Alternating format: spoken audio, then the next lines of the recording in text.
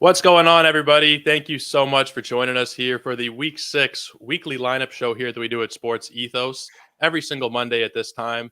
My name is Joe Orrico. You can find me on Twitter at Joe Orrico99. We also have Steve Vidovich. You can find him here at Steven Vidovich with a PH on Twitter. Now, we should also mention here off the top, I think, that in the event that Twitter does crash or collapse or something, we're adding people into our Discord. So you can send one of us a message, also Dan Bespris, and we'll get you added up in there. But Steve, how are you doing today? I'm doing great. I had some back problems over the weekend, but I'm starting to heal, which is good. So you could consider me probable, no longer day to day. But I can't believe we're already in week 6 of the NBA season. It's been quite a journey, and excited to help people make lineup decisions and help win some matchups. It's a crazy time as a sports fan, as a fantasy fan, between football. You got me. I'm still worrying about baseball. Obviously, I do the baseball podcast here at Sports Ethos. And then there's hockey as well. I'm a Canadian hockey fan as well. So there's just a lot going on. It's a lot of fun.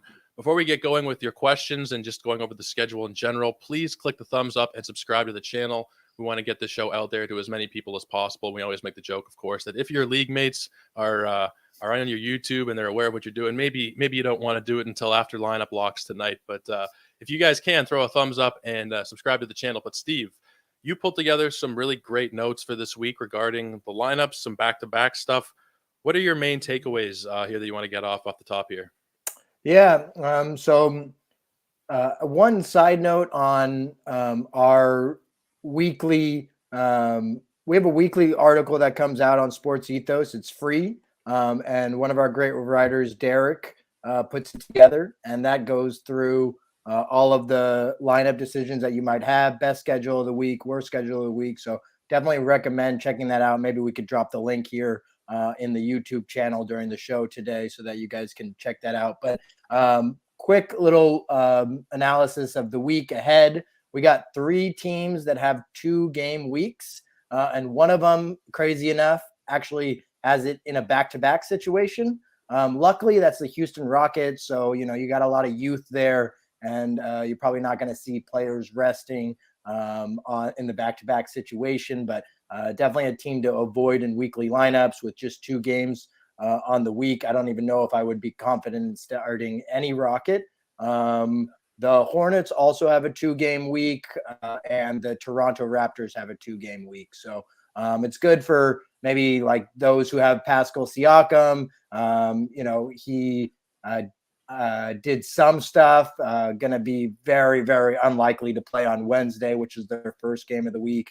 But just the fact that the Raptors have 2 games this week, maybe Siakam only misses another 2 and he's back in action starting week 7. We don't know that yet. But those are 3 teams to avoid in weekly lineup settings. I don't think I would feel confident playing any of the guys from those teams. Maybe you put in Terry Rozier. Maybe you put in, I don't even know if I'd feel confident playing. Well, you put in Fred VanVleet on the Raptors, but I wouldn't feel confident really playing anyone else on a 2-game week in weekly lineup settings. So those are the 3 teams again. Charlotte Hornets, likely avoid all except for maybe Terry Rozier. Houston Rockets, I'd likely avoid all in weekly lineups. And then the Raptors, you're looking at VanVleet starting him and likely avoiding all the rest of them. In terms of the teams playing 4-game weeks this week, we have a lot of back-to-backs in the scheduling. So I don't want to go through each one, but if the listeners out there want to ask about a specific team, we can dive in and look at their schedule. But pretty much all of the teams that are playing 4-game weeks have back-to-backs, with the exception of the Portland Trailblazers, Milwaukee Bucks, and Los Angeles Clippers. So in a way, you could say that Portland, Milwaukee, and the Clippers have the best schedule this week, having no back-to-backs and also having 4 games this week. And then there are 3-game weeks, a lot of back-to-backs again. So you're just dealing with a week that has a lot of back-to-backs in the schedule. It might be because we have Thursday off for the holiday. So that's a definite possibility, but definitely check your lineups, look at players that are in risk of missing a back-to-back situation, and definitely take that into account this week because almost every team has a back-to-back. One other interesting thing I think about the three teams that play two games is they're all on really high volume days. There's except for the one Raptors game that's on the Saturday there. They're mostly coming on Wednesday and Friday when there's 12 and 14 games respectively. So if you do have like a thought in the back of your head of maybe I still want to start whoever, like Mason Plumlee has been really good for me, I want to start him this week. There's just really no point. You're going to have a lot of other players that you're going to be able to fit into your lineups on those days. Anything else schedule-wise you want to touch on before we start getting to questions? No, let's get right into it and answer your guys' questions. Okay, so Adrian is asking, do I drop Cade? No news on what's going to happen. Pick up Killian for rest of season. Do I sell high on Jamal Murray and or France for a better point guard long term? So two parts. I guess we'll answer the first one there. Do I drop Cade? For me, I would try not to. If you're in a league where there's no injured slots, then it's a little bit trickier. But still, I think he's somebody that you have to be holding. Steve, you agree there? Yeah, I would try to do everything I could to hold him. It's unfortunate when we don't get the closure that we're looking for. It'd be better if we just learned that he was either out for the season, like some rumors early last week, or I guess over the weekend surfaced. But I would hold, if at all possible, until we get news, which hopefully will come this week. And the second part of that first question there, pick up Killian for rest of season. I don't know about rest of season, but for right now, while Cade is out, I absolutely would be grabbing him. In terms of the second part, sell high on Jamal Murray and or Franz. I don't really think you can sell high on either of them, to be honest. I mean, Murray's missed a couple games. He was hot there and then missed a couple games, and he started off kind of slow. So I don't really know that there's going to be much of a sell high there. And Franz, I think he's hovering right around the 100 overall range in terms of his rank. I don't think that you're really going to sell too high on him. What do you think there, though, Steve? Yeah, I don't know if you could you could try to sell high on Franz, but I don't think that it's really a sell high moment for him. I would just hold on unless you got somebody who's a Magic fan that's really wants Franz on their team and you could get a killing in return. I don't know if there's a sell high there. Yeah, I completely agree. Aaron is asking, Paul Reed and Montrezl Harrell still available with Embiid out. You got Jovic, Jalen Williams, Eason, AJ Griffin, Robinson, Earl to drop all with games today. Reed and Harrell, I don't know how interesting either of them really are to me. I mean, it's an 18-team league, so probably there will be some value there. In terms of the guys that you would want to be dropping, I think AJ Griffin is probably the name there, but I'll leave it to you, Steve. What do you think here? I actually, even though he's going to see a lot of opportunity over the next few games, I think that Nikola Jovic is probably your drop there. And I would decide on who to pick up between Paul Reed and Montrezl Harrell based on what you're looking for. Points, rebounds, I'd go Harrell. Defensive stats, I'd go Reed. Personally, I'd rather see Reed get more opportunity for the Sixers in the short term because I think he has a better fantasy game stat set. So if I was going to make a move in that format, I know Nikola Jovic is going to get opportunity and he might be able to turn it into fantasy value, but he's really struggled. And so I think I would replace Paul Reed with Nikola Jovic there. With Griffin, I just worry. I think a lot of his minutes came from, was it John Collins? Somebody was in foul trouble. I think it was John Collins. I don't know that we're going to see him, and the game went into overtime as well. Are we going to see him get close to 30 minutes again, you think? Like, what is your outlook on AJ Griffin? So the only reason why AJ Griffin I'd like to wait until we get word on DeAndre Hunter. If DeAndre Hunter ends up missing tonight's game with the illness, luckily, I think that's on the early side of the schedule. I think that's a 7 p.m. Eastern tip. So I think we'll have closure before lineup set on that one. So if Hunter's out, I see AJ Griffin and or Jalen Johnson getting more run.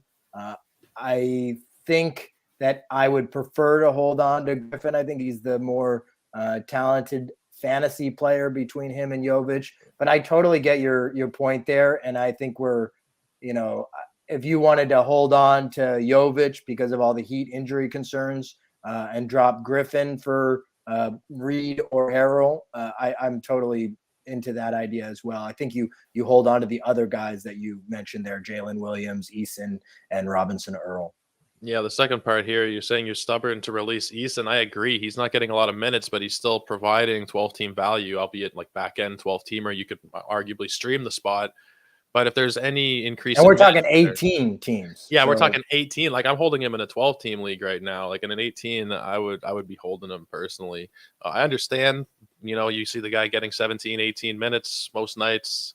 It's kind of frustrating, but he'll get 9 and 8 with a block in those 17 minutes. And then you're like, okay, if it's 23, 24, 25 minutes down the line, which it likely will be, he's going to really return good value there. So I'm holding him, especially in an 18-teamer.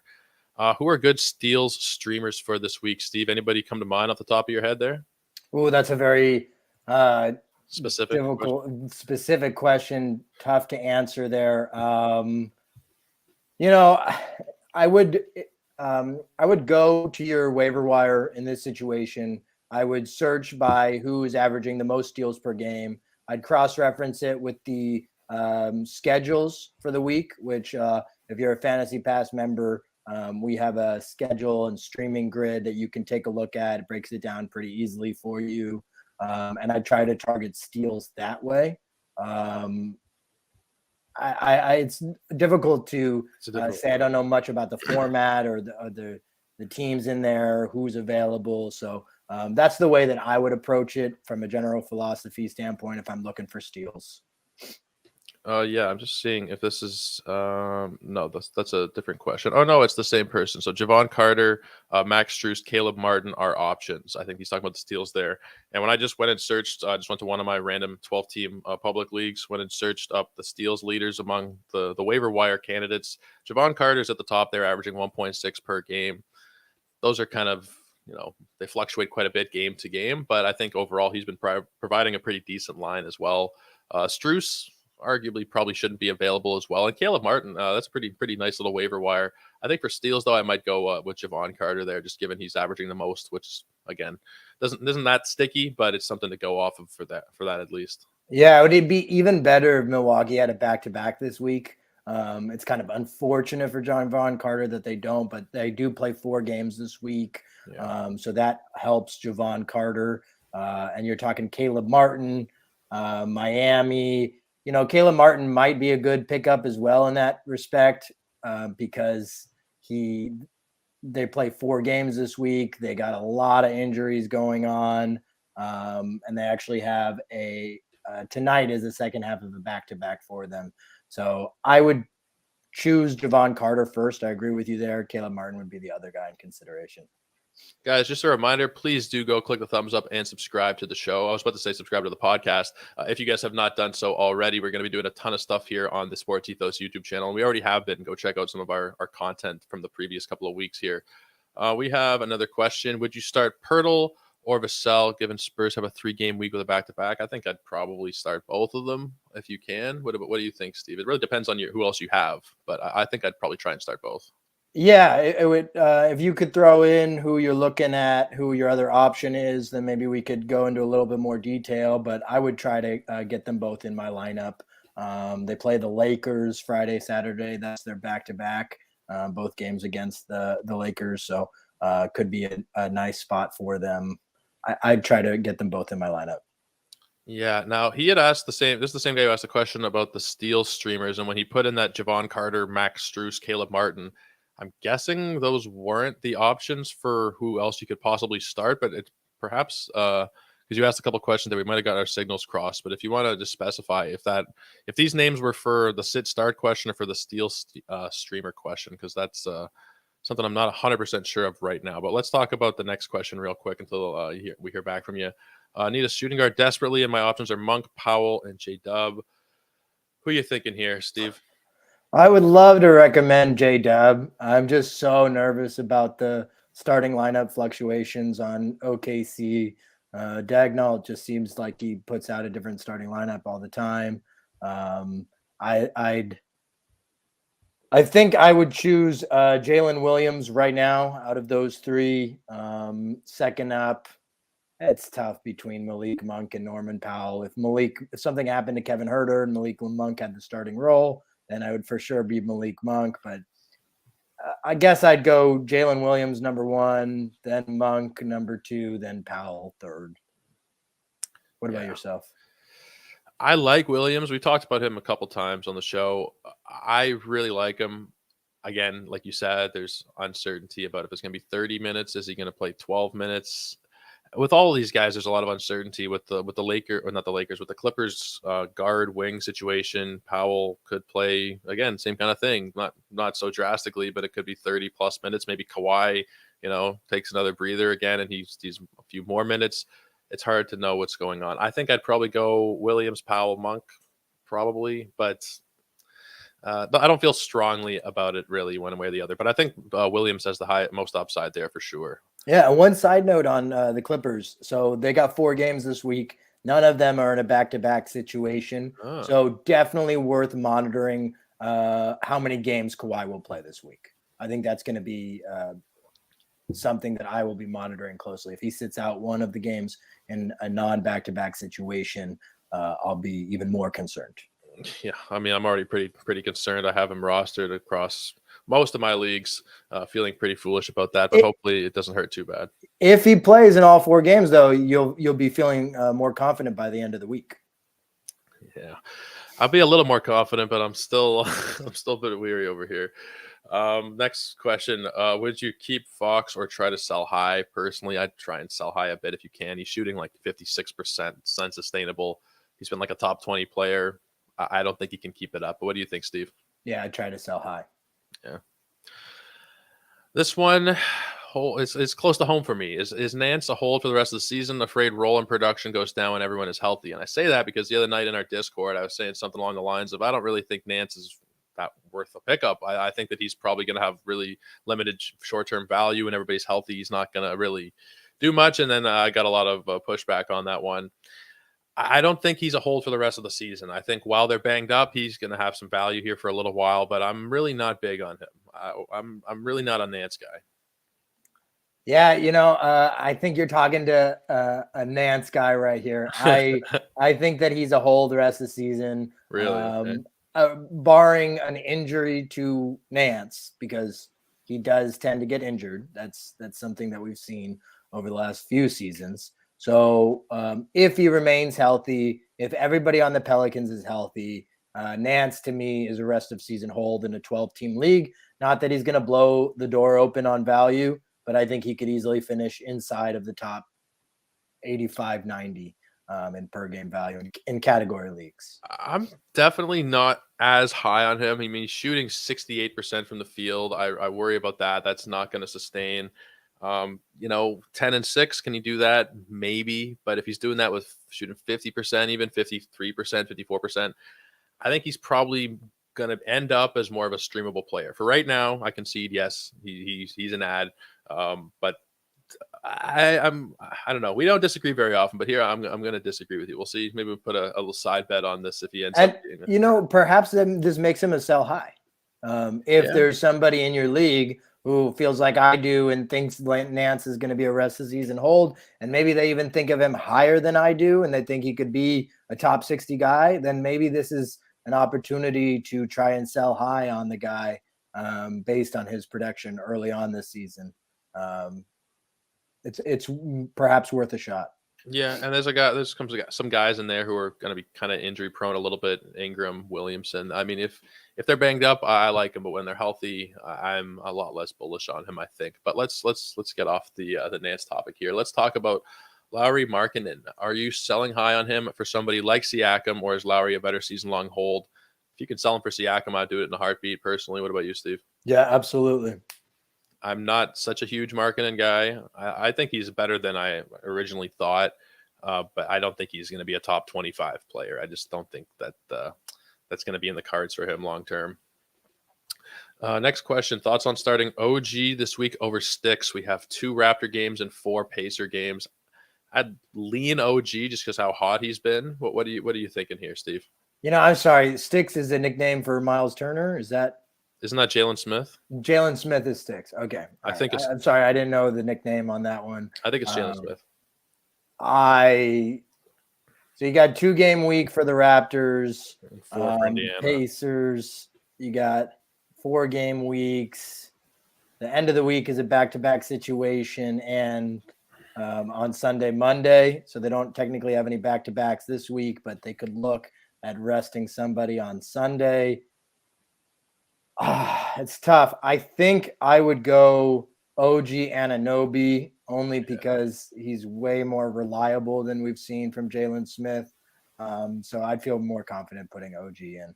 Yeah, I think I would too. He's been incredible. Again, I don't think he's going to keep this up all year, but maybe he's just found another gear. But I would do preface all my Raptors takes as being a huge Toronto homer. So there's also that. But I think he's incredible. He is one of the best defenders in the league, and he's become a great fantasy asset, regardless of where he ends up falling into. I think he's still going to be easily like a top 30, 40 player at worst. So he's added some context here. The Spurs question, the Vassell and Pirtle question is around whether it's worth taking the risk of a 2-game week versus streaming the spot with those names above. So I'll pose it to you again. Would you take Javon Carter, Strus, or Caleb Martin over the Spurs guys we talked about, or would you just stick with your guys there? So you got the two-game week for. Who's got the 2-game week? Spurs have 3, but there's a potential for the 2 games, he thinks, because there's a back-to-back. And then we have 4 games from the Miami Heat there if you were going to go Strus or Caleb Martin. Yeah, I think I like the Heat guys. Yeah. I like the Heat guys. Do you play both of them over both Pirtle and Vassell? Back-to-back situations for Pirtle and Vassell. I think they might play in both games. Yeah, have they been sitting back-to-backs? I don't think so. I think Vassell has dealt with some injuries. Yeah. But I'm not sure if he's sat out of a back-to-back situation. The Spurs, they don't really need to sit guys in order to lose games, although maybe they get one from the Lakers. I think I'd go with the Heat guys in that situation, just so you get 4 games. And the Heat are injured. Jimmy Butler's out tonight. Gabe Vincent's questionable. Bam's questionable. Dedmon's questionable. Hero's out again. Duncan Robinson got injured. He's out. I'd go with the Heat guys. Yeah. I don't think you really go wrong necessarily. I mean, sure, if those guys end up sitting both or they sit the back-to-back, that would be tough. But I don't know. I'm not a huge Max Strus guy. I think I'd prioritize Caleb Martin if somebody does sneak up and grab one of them, or if you're having to compete, whatever. I would try and prioritize Caleb Martin if you can. I don't know. That is a tricky one, though. Like, if they play 3 games, if you get 3 games out of Vassell, I think you're probably going to get more value than you would out of these guys. With Pirtle, probably as likely as well. I mean, you're probably not prioritizing free throw so much. It's a tricky question, though. That's a tricky one. What do we got next here? Brogdon, rest of season value. Is he a 12-team 9-cat head-to-head add or hold? I don't think so, personally. I think he's going to be more streamable when he's back. Not really somebody you need to worry about holding on to long-term. Totally agree. He's going to be a streamer this year. Yeah. Just a reminder one more time before we'll keep going for a while, but last reminder, just hit the thumbs up and subscribe to the channel if you guys haven't already. We do a ton of stuff here on our YouTube page. Next question we have here, thoughts on Hartenstein. Very popular topic in the fantasy community. Isaiah Hartenstein, drop or keep holding? What do you think, Steve? These questions always drop for who? Drop for a Caleb Martin, yeah. Drop for a short-term 1-game streamer, no. I'd rather hold on to Hartenstein, but it all depends on who you're dropping him for. So it's hard to answer that question. I'd drop him for somebody who I think could produce top 75 value rest of the season. Yeah, the thing with him is he's barely playing at all, and he's been providing. I think he's still well within the top 100, right? He's like 80 something on the season. Again, it's a mystery what they're going to do with him, but I'd try and hold on to him. Like Steve said, if there's like a hot guy, a hot pickup, maybe, I can't even think of one off the top of my head. It depends. It varies so much by particular waiver wire. If there's a top 75, top 70 guy sitting out there, sure. But I think for the most part, I'm trying to hold on to Hartenstein. I think there's still potential for him to get like a 25, 26-minute a night roll down the line, and then we'd really be cooking with gas with him. So I would try and hold if possible here. We have Conchar 3 games, Melton 4, Clay 3, Marcus Morris 4. Need to start 2. 9-cat head-to-head weekly. I think probably Melton and Conchar for me. I would expect Melton would play the back-to-back.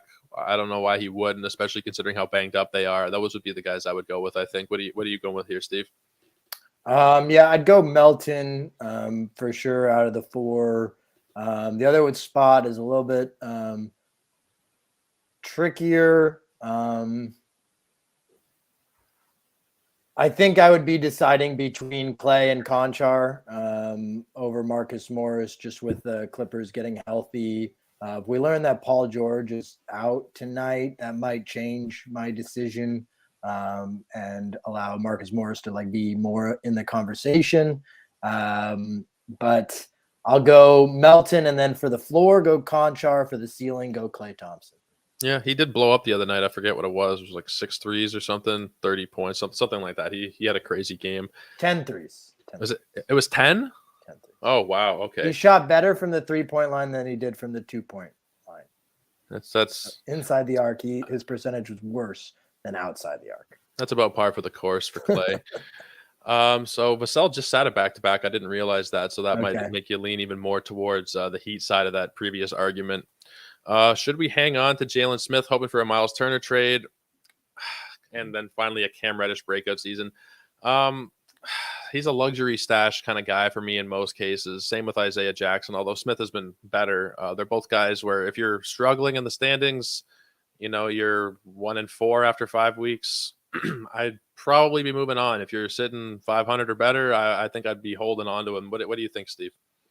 Yeah, I agree. It's similar to what we talked about last week. It's first of all, Cam Reddish breakout. I don't think so. But I'm just going to throw my arms up because everything Cam Reddish related just is, you see a flash and then you don't see it again. So I'll say no to that. Jalen Smith, if you got, if you're comfortably sitting on top of your league, then hold. If you're comfortably sitting within the playoffs, then hold. If you're fighting for that last playoff spot, then maybe try to trade. And if you're near the bottom of the standings, then move on. Yeah, I agree. We have another piece of news here from the chat. Paul George is out for tonight, so maybe that makes the Marcus Morris part of this question a little more interesting for you. Does that change the equation? Yeah, I kind of like playing Marcus Morris there because you got the 4-game week of the Clippers. I'm definitely playing Melton, regardless. But yeah, Marcus Morris, maybe instead of I would be choosing between Marcus Morris and John Conchar, and I think the 4 games slightly leans me towards Morris. Yeah, Conchar's been really good, and I mean, hell, I would try and start him if you can as well. But yeah, Morris becomes interesting without Paul George, and so does Kawhi Leonard. Hopefully, Kawhi doesn't. There's nothing that comes out here. What is Paul George missing this game with? What is the hamstring? And on Kawhi, I mean, I'm thinking Marcus Morris. Maybe we learn that Kawhi is going to sit out a game, even if it's not a back-to-back situation. So I think that helps Marcus Morris's case to be started. You think they would just sit him to concede a game essentially if Paul George can't go? Just not really worry about? Not that. I think that Kawhi runs his own show, and if he's not feeling good for any given time, I mean, we already saw him miss games after the first 2 games of the season. So even if it's not a back-to-back, I could see him just all of a sudden be a surprise scratch for a game. So I think that leans in Morris's favor, but I don't mind Conchar either. I think that playing him over Morris is completely reasonable. I think you're in a pretty good spot there with those being your fringe options to get into your weekly lineup. Yeah, that's guessing a 12-team league. That's pretty good stuff, man. What do we have next up here? We have Keegan Murray. Would Keegan Murray finish his rookie season in the top 100? I think it's totally possible, but what do you think? Do you think it's likely? Let's go back to Vegas. Like we talked about last week, how he would be losing, just playing a lot of games and trying to guess in a vacuum whether a player is going to finish this high or this low. If I was to bet in a vacuum, if he finishes inside the top 100, I'd bet against it. But it's totally possible. Yeah, I mean, he's not too far outside it. He's like in the 120 range. And he hasn't lived up to that full hype yet. I don't know. I think he can still get a bit better. It's a little bit crowded fantasy wise in terms of who's putting up shots there. But yeah, I think I would agree. If you had to go one way or the other, I'd say no. But I think it's still pretty possible. Wouldn't put money on it though. Next question: Bogdanovich or Gary Trent? Value rest of season. I'm taking Gary Trent personally. Hold or stream for a hot player? No, I'm still holding. We haven't even seen Bogdanovich at all this year. We don't know what he's going to be I don't know when he's going to come back. Still, he's ruled out for today. Maybe he comes back later in the week. I think I'm still going with Gary Trent though. Yeah, absolutely. I'd rather take the guy who's playing. Yeah. Yeah. Yeah, there's too many variables with injured guys. You just never know. Hold or stream for a hot player. No, you're holding Trent there. I'm assuming, unless you're talking maybe a 10-team league, maybe you wouldn't, but I think you're probably still going to be holding on. Looking to sell Hayward before LaMelo returns. Need rebounding and steals. Who would you look to target? Again, these are really tricky, specific ones. Looking to sell Hayward for rebounding and steals. Anybody coming to mind specifically in that range? I'd honestly try to sell Hayward for somebody in the top 85, 90 range who I think is going to be more durable rest of season, playing in a better situation. I don't know how much more you can get given his injury history. And on the last question to KZH910, I would, instead of like you're talking about hold or stream for a hot player, instead of doing that, I would try to do a 2-for-1 so that you free up a spot if you're looking for a streaming spot. Try to make a 2-for-1 trade for somebody you like better long term, rest of the season, and then that frees up a streaming spot in your format. Because I definitely do like having a streaming spot. I just wouldn't do it for Trent in the 12 team. But yeah, on the Hayward thing, I mean, what kind of player value do you think you could get in return for Hayward right now, Joe? I'm just looking right now, just trying to figure out like what would make sense. What's a reasonable offer? You're trying to get some more rebounds, some more steals. Bobby Portis, maybe more on the rebounding side. Would that what do you think about Larry Nance? Do you think you could offer Gordon Hayward for Larry Nance? I would much rather have Gordon Hayward personally, but I'm also a well-known Nance hater around these parts, so maybe I'm not to be trusted on that one. But I think Hayward has a much higher floor personally. If you can do that, I'd swing it. Would you? Would you take that? I think I would, especially if I'm looking for rebounds and steals. I think that a Hayward for Nance, and maybe you could even get 2 for your 1 Hayward. Maybe you can get Nance and somebody else and upgrade that last roster spot you have. Maybe a guy like Jalen Smith or Isaiah Jackson, who we talked about earlier. Maybe the Isaiah Hartenstein manager is frustrated and you could try to get him. I know he delivers on steals and rebounds when he gets minutes. I know the minutes aren't there right now, but maybe Hartenstein would be another player to target for Hayward. I don't believe in the Hornets and the big red dog coaching them this season. That's a Clifford the dog joke there for those new to the program. But yeah, I'm off of Hayward this season, and I would do it for either Nance or Hartenstein. Well, let's go on to the next question now. We had some commentary actually. PG injured his knee last game. Might be precautionary, might be longer. He's made of glass as well. It's hard to be hopeful, really. I mean, I'm a skeptic in terms of the Clippers in general for fantasy. I think it's hard to really say who's going to have value any given night. If George and Kawhi are out there healthy, sure, but it's not. It's a big if. Fournier's out of the rotation. Perhaps Grimes is a good ad. I don't think so, unless we're talking a really deep league. Are you a Grimes guy? Are you a grimy guy, Steve? You No, know, you it are depends on Dirty the day, Steve. on the grimy guy, Dirty Steve over here. No. So it's interesting. I'll say that. Grimes is very interesting. I think he might have had 8 assists in the last game in that spot start that he got. Reddish is dealing with an injury.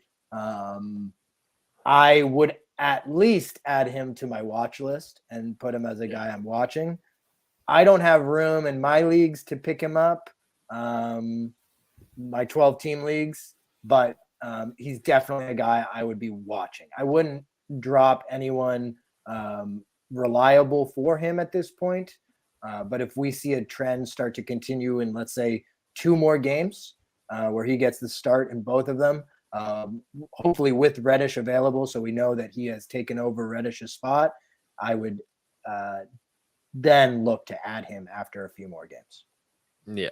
I'm not quite there yet. I did see some people like on Yahoo, I think his roster percentage went up to like 10%, up from 0 or up from 1 or whatever.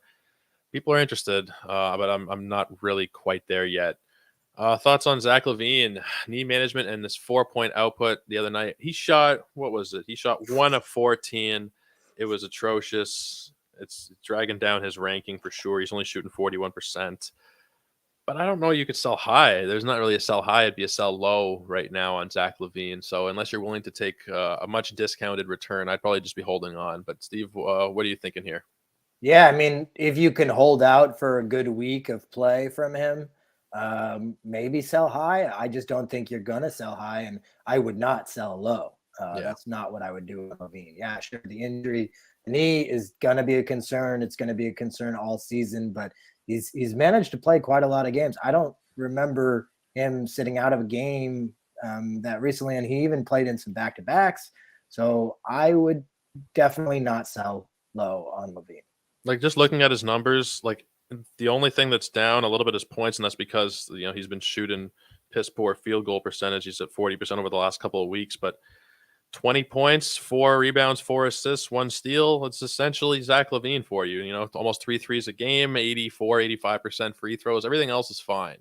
Yes, there's some worry about his knee, but I think overall, I think it's more blown up because there was comments that he made in the media a couple days ago, yesterday, whenever it was, about how he's not happy about not being on the court. I think that'll resolve itself. I wouldn't worry, and you can't really sell him right now without taking a huge discount. So holding on to Zach LaVine right now, absolutely. Is Bradley Beal okay? I saw he popped up on the injury report with something with his quad. I think he's probably going to be okay, but not too sure. They don't play today, but yeah. He's listed as a game time call with a quad problem. Do you know more about this Bradley Beal business? I haven't seen anything today. The Wizards, when do the Wizards play? They play first game on Wednesday against Miami. I think you're going to just have to wait until Tuesday, tomorrow, to find out more about Beal. If I was to guess, I'd say he probably pops up as questionable on the injury report, would be my guess. A probable tag would be really good. So if we see him pop up as probable tomorrow, I wouldn't have any fear. If he's questionable, he still might play Wednesday. So I'd probably consider him somewhere between there. But we don't know, and we're going to have to wait until something comes out of Washington on Tuesday. Yeah, not overly concerned. Nothing major. It's not like it's massive. It hasn't, not something that's making waves. Bradley Beal is down with an injury or anything. It's like it's kind of fairly minor at this point. So no need, knock on wood, no need to worry just yet. Robert Williams just got dropped. Would you use a waiver claim to pick him up, regardless if IL slots are full? I would personally. I don't think we're too far out from a return at this point, are we? I think we're gonna have to wait until January, actually, and January? maybe even longer than that on Really? Williams. I'm not sure. I mean, he was dealing with a knee injury in the postseason, and then he played, throughout the postseason, and it was a huge problem for the Warriors. And then he, goes through off-season surgery, unlike Jaren Jackson Jr., where there was like positive reports coming out the whole preseason, training camp, regular season, there hasn't been very many positive reports about the Time Lord. So if you can hold on until, let's say, February 10th, just as like a conservative estimate, let's say he could come back before then, but if you can hold on through February 10th without an IR spot, go for it. But a lot of leagues, you wouldn't be able to do that. So I'm more hesitant to pick him up. Maybe I was just overestimating the report that he was in great spirits. He's working his way back. He's been on the court, so maybe I was getting a little ahead of myself. But I think maybe February feels a long time away still. You think it's still going to be, we're talking 3 months? I think he could return in January. I think he could return after the calendar turns, and let's say he's back January 5th, January 10th. I could see something like that. I don't see him returning in December. Okay. And Yeah. I would put a conservative date on it if it was me, just knowing like, okay, let me look at the worst case scenario and work myself back from that. Can I stomach the worst case scenario, which I think is a early February return? Yes. Okay, then pick him up. If I can't, then I would not. Yeah, that's fair. Bruce Brown maintaining rest of season value when Jokic and Murray are back. I think that he can. I think he's probably going to be more of a fringy kind of streamer level guy, but I think he might be able to service you, as your worst player on a 12-team roster. What do you think, Steve? Yeah, I think it's possible for sure. I would definitely be holding on to Bruce Brown anywhere where I was able to get him. And perhaps, it changes, but no, we got a little light flicker going on. I always have problems with this light, and it only ever really happens when we're live here. So I think it's the universe telling me I need to fix the damn light bulb. But yeah, I would hold on to Bruce Brown. If I was to bet on, take my bet to Vegas and say he has rest of season value, even with everybody healthy, I would bet that he will. We need to get in touch with some sports book, and we need to set up something, send something to support for whatever, Bet365, MGM, whatever you use, saying, can you guys take personalized bets on fantasy value? And then maybe we could get even more people addicted to gambling, which would be really great. Poku or Isaiah Jackson, better rest of season value? Flip a coin. Honestly, it's hard to really say. If Isaiah Jackson stays behind Turner and Smith in the pecking order, then it's probably Poku, but Poku also could be playing 12 minutes some nights, 15, 35. It's honestly, I'd flip a coin. It's really hard to say right now. Yeah, I'm going to go Isaiah Jackson, but I agree with you. Very difficult to decide, but Isaiah Jackson would be my choice. Jay and Williams, I think this is probably, we're going to be winding down here, guys. Any last questions? Get them in here. Jay Williams is playing well alongside SJ and Giddey on the floor. Yeah, we talked about Williams a little bit earlier. He's got a lot of upside. I think that he's probably somebody who is probably worth adding. You're talking like a 12-team league. I think he's worth a flyer, but same problem with Poku. We don't really know what's going to happen day in and day out with the minutes. Would you be adding him in a 12-teamer? It always depends on who the drop is. Yeah. I would rather not have to add him. I'd rather have a roster in a 12-team league where I wasn't facing that decision, because I think it's going to just be on and off throughout the year. Yeah, that's fair. I'm just thinking, I don't know, I'm very focused on upside, I think, at this point of the season. And if you have a great team and you can have a Tari Eason or a Williams just kind of as your worst player, I really like that. I think have one or two guys that you can kind of speculate on, hoping for an increased role down the year. And maybe it's Isaiah Jackson, maybe it's Poku, but I really like having one or two of those guys. And if it is Jalen Williams for you, then I have no problem in that case. Trey Jones just got dropped. Use a claim to pick him up. Absolutely, I think. Steve, what do you think? Yeah, I would pick him up. Yeah, I think he's well worth an ad. But guys, that I think is going to pretty much do it. That was constant participation from you guys, which makes it very easy for us to flow back and forth. Steve, you have any final thoughts before we bid everybody adieu for today? Nothing of great note. I would just say that if you guys want to be more involved, talking fantasy hoops, definitely go to our Discord channel. We also have community forums on our website, sportsethos.com/community. You can go there. It's all free. You can post whatever you'd like there. In Discord, we have a free channel, quite a few free channels, which is where we posted about today's show. And then we do have a premium Ask the Pros, which Joe, myself, and a lot of other pros participate in throughout the week. So if you guys ever had fantasy questions, you can always drop them in there. That's for Fantasy Pass subscribers, which is well worth it. And I believe that we still have a BOGO going on where if you buy 1 month, you get a month for free of membership. So definitely look for us on sportsethos.com and on our Discord channel. I just wanted to quickly figure out where Derek's article is and put it into the chat here. Maybe, Dan, if you're still in the background here, could you put the link in there just because it's such a valuable piece of information before. I mean, you can find it on the website if you go check it out on the NBA side, but it's such an in-depth piece regarding your lineup decisions for this week, which really works as a companion to what we did here today. Perfect. Dan's put it up in there. Yeah, and the Discord is just even more important right now with Twitter in flux. We might wake up tomorrow and click on the app and there is no app. So make sure you get into the Discord while you still can reach us over on Twitter. And of course, we're available in the forums and everything else on sportsethos.com. And also, I mean, just throw the tags at you one more time. At Stephen Vidovich with a PH. And then I am at Joe Orrico 99. You guys can catch us there. Until next week when we do this again at 5 p.m. Eastern, 2 p.m. Pacific. Guys, take care and best of luck this week. Cheers.